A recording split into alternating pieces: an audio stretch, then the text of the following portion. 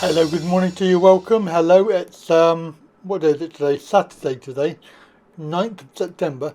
And we are having this this discussion about the future of politics. Well, as far as I can tell, the future of politics is looking pretty bleak because every single MP or politician is a complete liar and it's not working for the people. They're working for themselves. It's like a cabal of collective rich people who are not in touch with the reality of life. Certainly our unelected Prime Minister, Rishi, he's financially privileged and has no idea about how people live. But another guy is the opposition. And the opposition, well, you could basically say there is no opposition. Labour is being led by Keir Starmer, and Keir Starmer is just another cheek of the same backside. Proven by his attendance at Davos, the World Economic Forum. We all know what's going on, or if you don't know what's going on, then you should investigate the WEF, the World Economic Forum, Klaus Schwab, and also all the other politicians around the world who are in charge of the countries. We have Trudeau in Canada, we have other ones around the world, including Ardern, who resigned from New Zealand. She's obviously related to the World Economic Forum. And another guy, Dan Andrews in Australia, who basically is aligned with the principles of the WEF. So if you don't know what's going on, then you really need to wake up really quickly, because if you think that there's going to be an election next year, which there should be, I mean there should be a general election in or around March, April, May time. So it's usually May, isn't it? But we are likely not to get any sort of election coming up because they don't want you to vote anybody in. Why is that? Well, the decisions have already been made. They're already in charge. They don't need to impose anybody else in power because they're already there. All the right people they want. And it's a global agenda. It's not just the UK.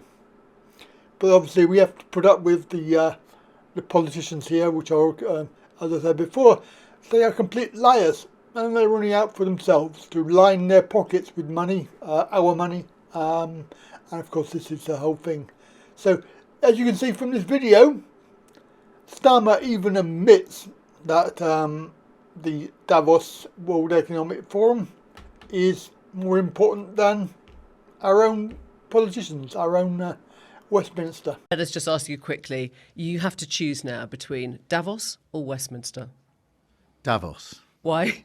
Because Westminster is too constrained, and it's closed, and we're not having meaning. Once you get out of Westminster, whether it's Davos or anywhere else, you actually engage with people that you can see working with in the future. Westminster is just a tribal shouting place. I mean, I got this idea that maybe Guy Fawkes had the right idea.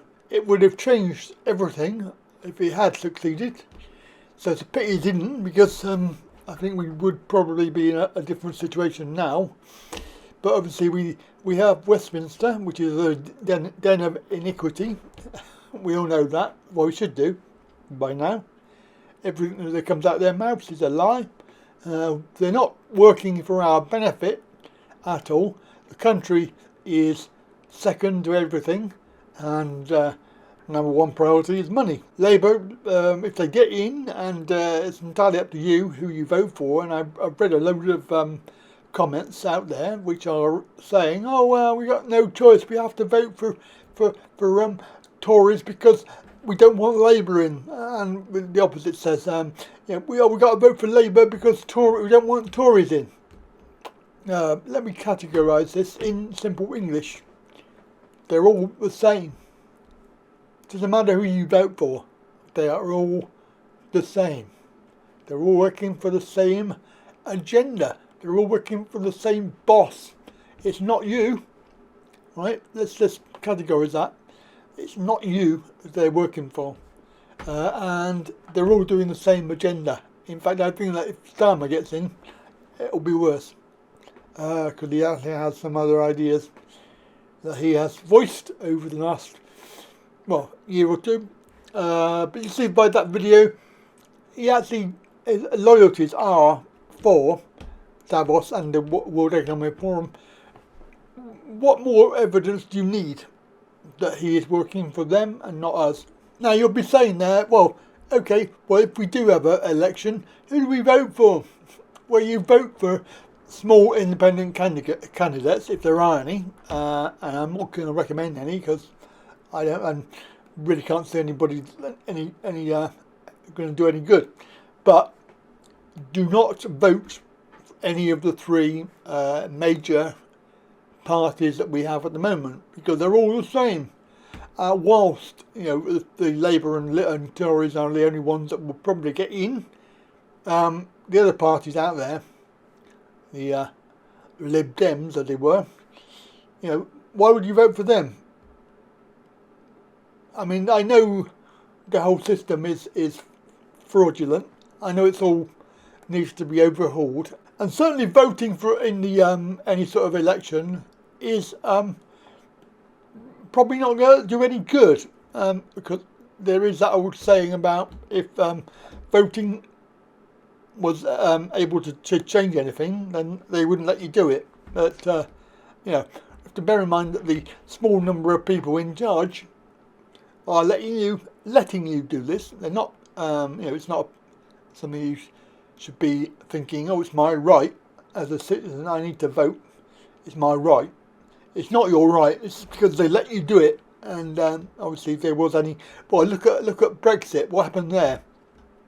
They thought, oh right, but everybody wants to vote. Oh well, we better let them do it.